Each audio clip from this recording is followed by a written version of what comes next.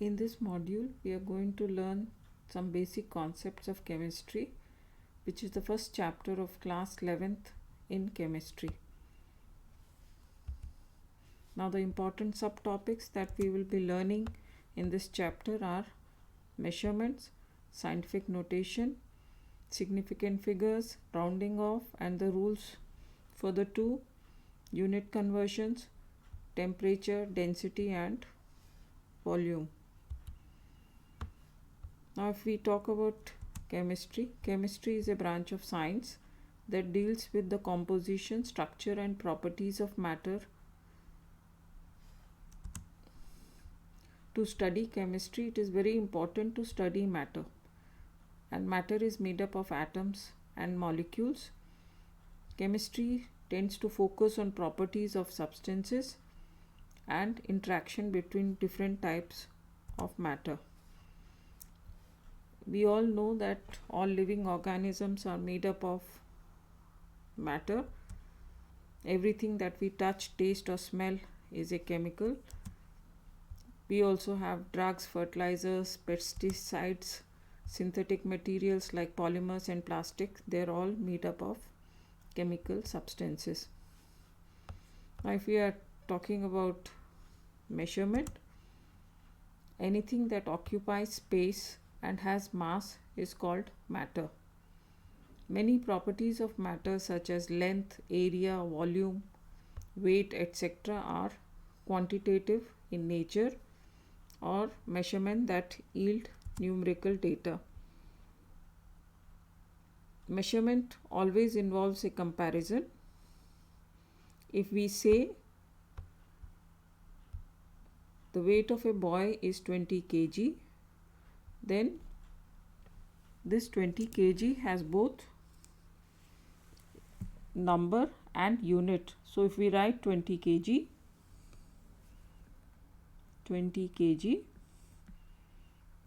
now this 20 is the number and kg is the unit.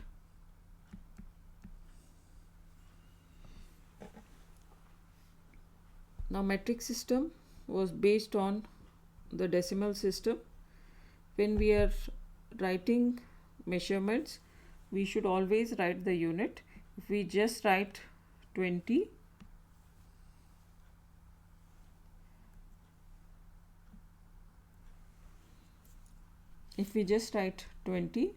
then it has no meaning. This is the common mistake that a serious mistake that should be avoided. We have the International System of Units. This was established in 1960. We have 7 base units of SI system, that is length, mass, time, electric current, temperature, amount of substance, and luminance. Length is measured, the unit in SI system is meters. We have mass in kilograms. So if we have to write the length of a field is 20 meters, we write it is 20 meters. Mass is expressed in kilograms. The weight of a stone is 1.5 kilograms, 1.5 kilograms. So we write 1.5 kg. So these are SI units of length and mass. The SI unit of time is seconds. Electric current is ampere. Temperature is given in Kelvin. Amount of substance in mole, and luminance in candela. Now, there is always uncertainty is associated with every experimental measurement. Now, this uncertainty can be due to the type of instrument used, improper calibration of the instrument used, or human error while taking readings.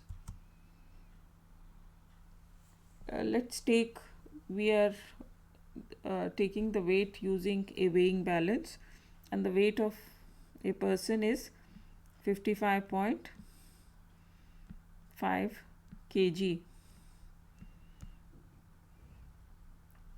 If the weighing balance has got an error, the reading does not show exactly at 0, it has an error, let's say, of 0.2 kg, then every time we take the weight in the same weighing balance, it will always show 55.5 and 55.5 kg. So we say the weight is precise, our measurement is precise. Why there is precision? Because precision refers to how closely repeated measurement of a quantity come close to each other, but it is not accurate. Why it is not accurate? There was an error in the measurement that we were using, in the weighing balance that we were using of 0.2 kg. The actual weight could have been 55.7 kg. So accuracy is the agreement of a particular value to the true or correct value. In scientific notation, any number is represented in the form of n into 10 to the power n, where n is an exponent having positive or negative values, and capital N can vary between 1 to 10. Let's take the first example. The first example is 5,276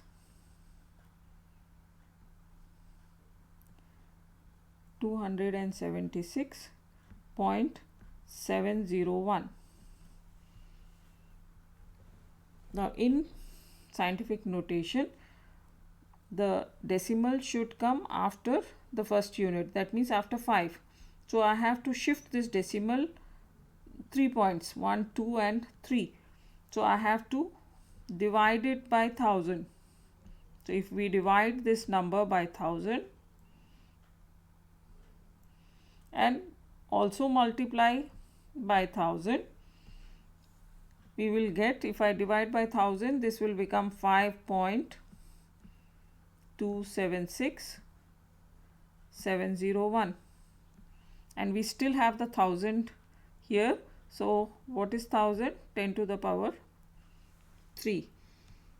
Now if we take the second example, the number is 0.000418. Now this can be, for writing this in scientific notation, the first non-digit number is 4. So the decimal point should come after 4. So I have to shift the decimal 4 to the right.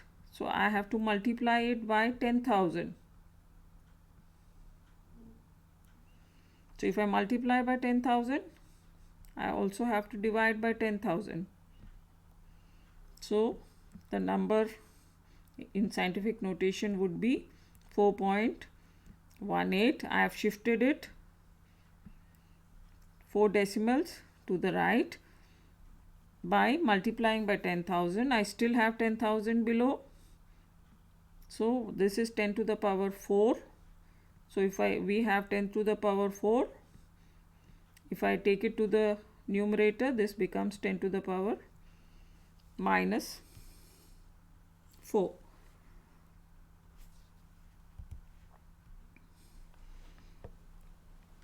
Now we will be talking about significant figures.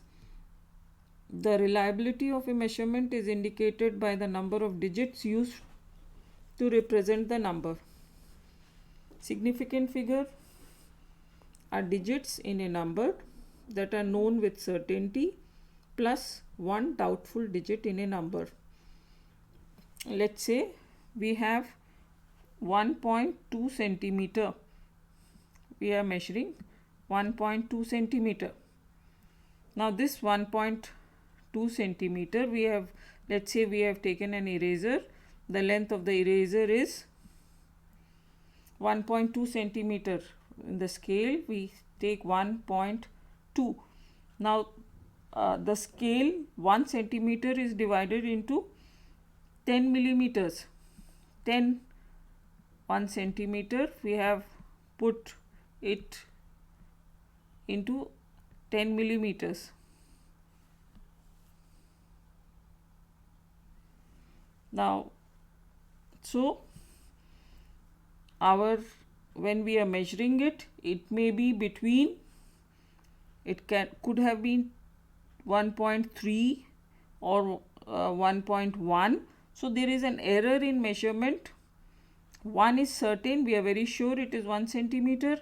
This could be 3, this could be 1, because our measurement is only showing up to point 0.1 of a decimal. So 1 is certain and the next number 2 is uncertain, because by using a centimeter scale I can only measure up to 1 decimal place. Now if we are using a screw gauge or a vernier caliper, maybe we will be able to we may be able to count up to 2 decimal places. Then our significant figures would be 3. Now, so how many significant figures are in this number? 1 and 2. There are 2 significant figures in this number. Similarly, if we write 12.65 degrees C, how many significant figures are there in this number? 1, 2, 6 and 5. So how many numbers? There are 4 significant numbers. Therefore, we say significant numbers are 4. 12.6, we are sure of 12.6. Now 5 is the uncertain digit, doubtful digit. So the total number of significant figures is 4. Now we have certain rules for determining significant figures. The first rule is all non-zero digits, including 0 between non-zero digits, are significant. So if we have any non-zero digit number, the first example, let's say 185. So we have 3 non-zero digit numbers, 1, 8 and 5. So we have 3 non-zero digit numbers. So the number of significant figures is 3. Let's take the second example, 61.36. How many non-zero digits are there? We have 6, then we have 1, we have 3 and we have another 6. So we have how many digits? We have 4 digits. So the number of significant figures is 4. If we take the third example, it is 7.08. Now if we have a 0 which is between 2 non-zero digits, it is significant. So the significant figures are 7, 0 and 8. So we have 2 non-zero digits and 0 which is also significant. So the number of significant figures here is 3. So the rule says all non-zero digits, including 0 between non-zero digits, are significant.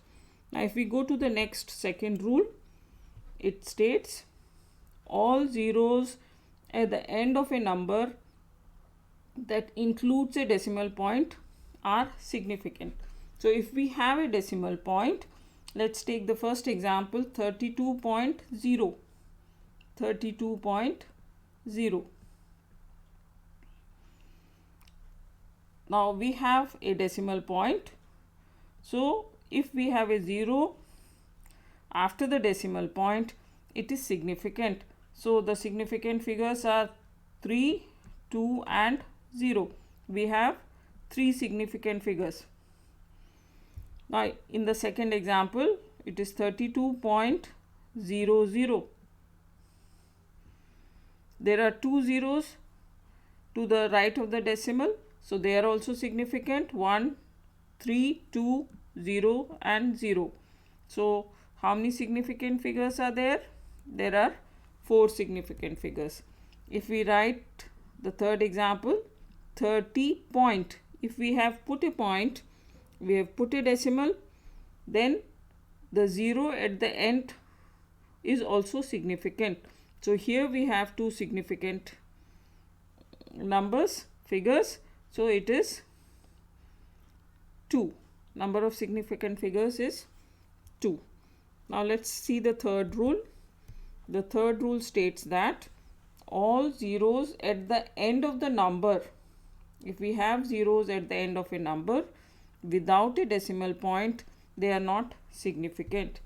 Let's take the first example, 8,310. Now this 0 is at the end and there is no decimal. So the significant numbers are 8, 3 and 1. So how many significant figures are there? It is 3. Now if we take the second example, it is 160. Now this 0 at the end is not significant. So how many significant numbers are there? We have 1 and 6. So we have 2 significant figures. If we take the third example, it is 100.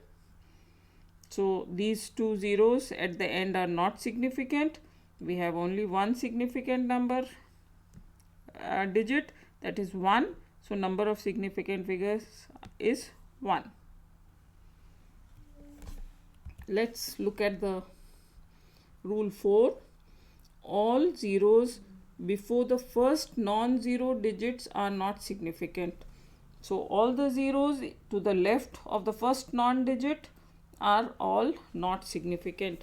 Suppose we take the first example, 0.0609. Now there are 2 zeros to the left of the first non-digit, that is 6. So these 2 are not significant. How many significant figures are we having? It is 6, this 0 which is in between 2 non-digit, and 9. So we have 3 significant figures. If we take the second example, 0.0027. So these zeros to the left are not significant. 2 and 7 are significant. So we have 2 significant figures. If we write the third example, 0.040, then these 2 zeros to the left of the first non-digit are not significant. This 4 and 0 are both significant. So we have 2 significant figures. Let's see the last rule. Some numbers are called exact numbers and have infinite number of significant figures. So 45 rupees 45 is an exact number and therefore infinite significant figures. So if we write rupees 45, the number of significant figures is infinite. Now defined numbers such as 1 dozen has 12 things or 1 foot has 12 inches, they are all definite, and therefore number of significant figures is infinite. If we are talking about addition and subtraction of significant figures, the rule states on addition and subtraction of significant figures, the result should be to the same number of decimal places as the fewest number of decimal places, number with the fewest number of decimal places. Let's take the first example. It is 2. We are adding 2.565, then 2.2, and then 3.12. We are adding the 3. Now the first 2.565 has 4 significant figures, 2.2 has 2, 3 5.12 has 3. So the number with the least number of significant figures is 2.2. That means it has only one, it has only one decimal place. This has 3 decimal places, this has 2 decimal places. So we should give the result up to the number which has the fewest number of decimal places. So this is 2.2, only one decimal place. So we will add only up to one decimal place. So 5 plus 2 plus 1, this becomes 8.7. So the answer is 7.8. Similarly, while subtracting, suppose we are subtracting 45.85 and 5.1. So 5.1 has one decimal place, 45.85 has 2 decimal places. So my answer should be given up to 1 decimal place. So we have 8 minus 1, this is 7 point. So answer is 40.7.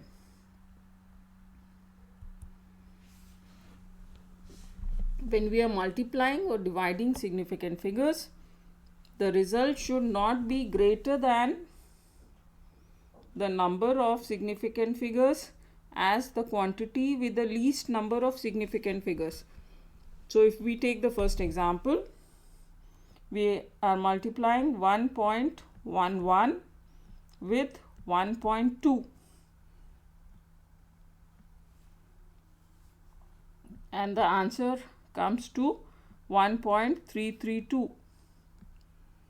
Now the result should be expressed to the same number of significant figures as the number with the least number of significant figures.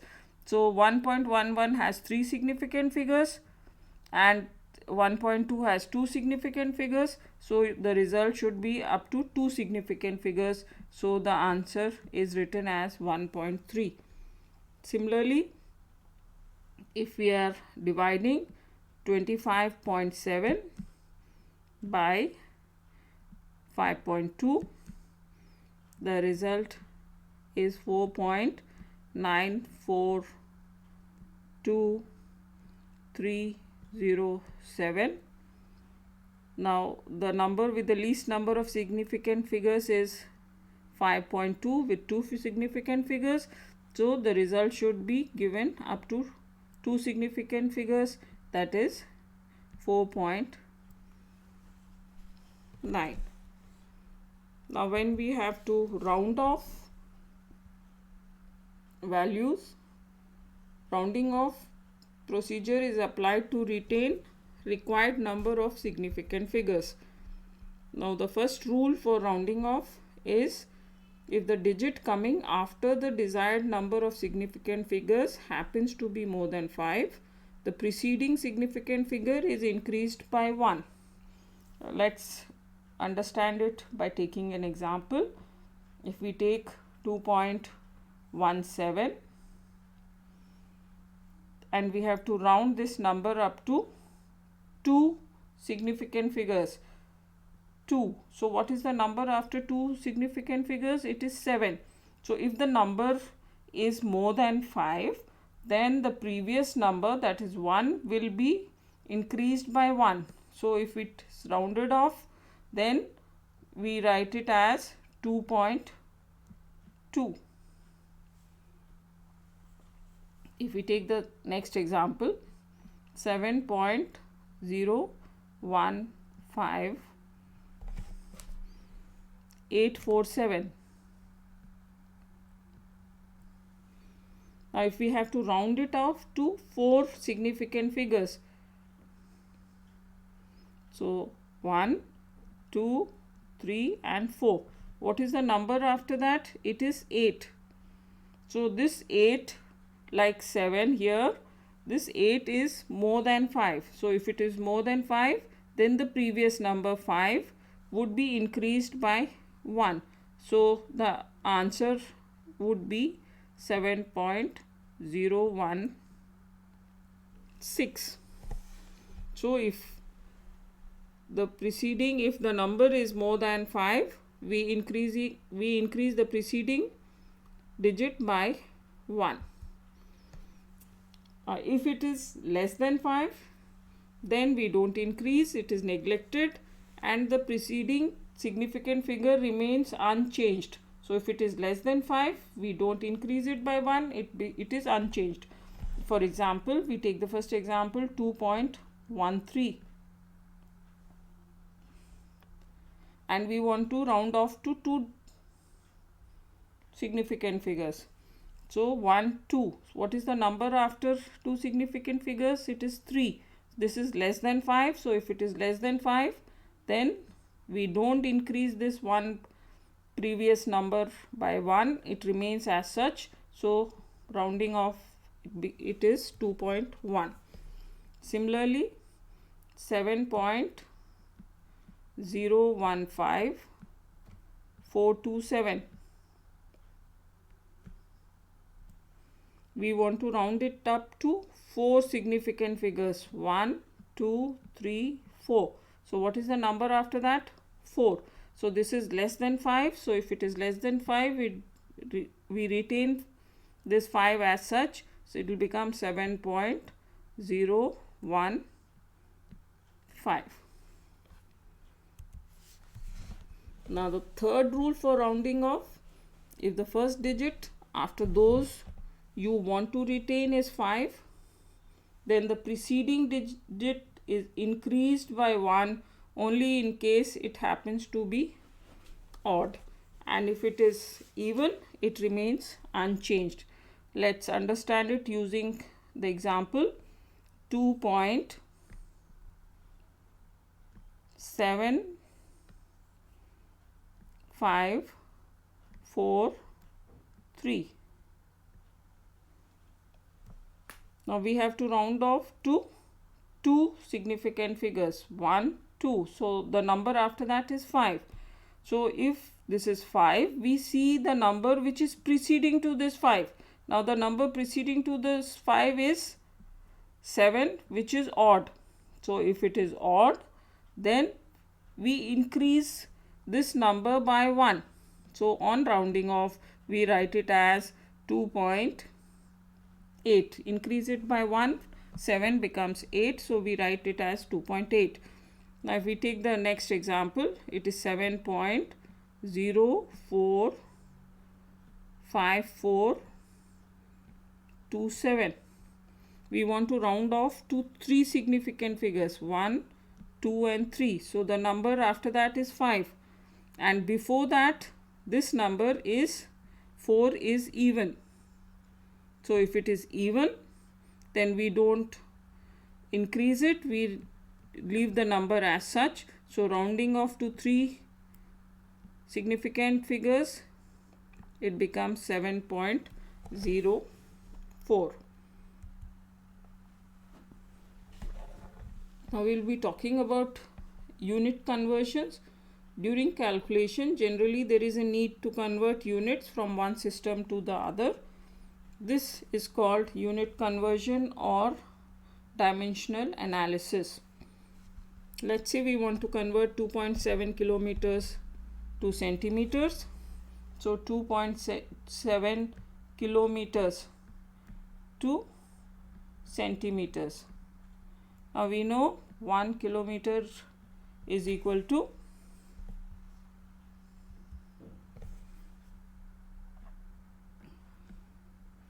1000 meters, and also 1 meter is equal to 100 centimeters. So if we want to convert this 2.7 kilometers, it will be 2.7 into 1000 by 1, this is in meters, then into 100 by 1, this is in centimeters. So the answer will be 2.7 into how many zeros? 1, 2, 3, 4, 5. So 10 to the power 5 centimeter. This we call as dimensional analysis. Now we also can have temperature conversions. There are three common scales to measure temperature: degree C, degree Fahrenheit, and Kelvin. Kelvin is the SI unit of temperature. Now degree Fahrenheit is equal to 9 by 5 degree C plus 32. So if we want to convert 20 degree C into Fahrenheit, then 20 degree C would be 9 by 5 into 20 plus 32. So this would be in Fahrenheit, which comes up to 293. No, it is 68 degree Fahrenheit.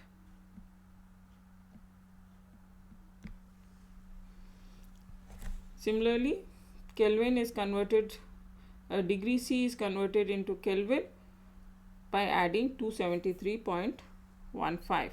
So 1 Kelvin is equal to degree C plus 273.15 we have to add. So if you want to convert 20 degree C into Kelvin, so it will be 20 degree C plus 273.15, that is equal to 293 Kelvin. Now if we talk about density of a substance is its amount of mass per unit volume. Density is equal to mass by volume. Unit of density is kg per meter cubed or grams per centimeter cubed. Similarly, volume is the quantity of substance present at a defined temperature. Volume has units of length cubed, so it may be meter cubed or centimeter cubed or decimeter cubed. So also we should know 1 liter is equal to 1000 milliliter and 1000 cc is equal to 1 decimeter cubed. This is all for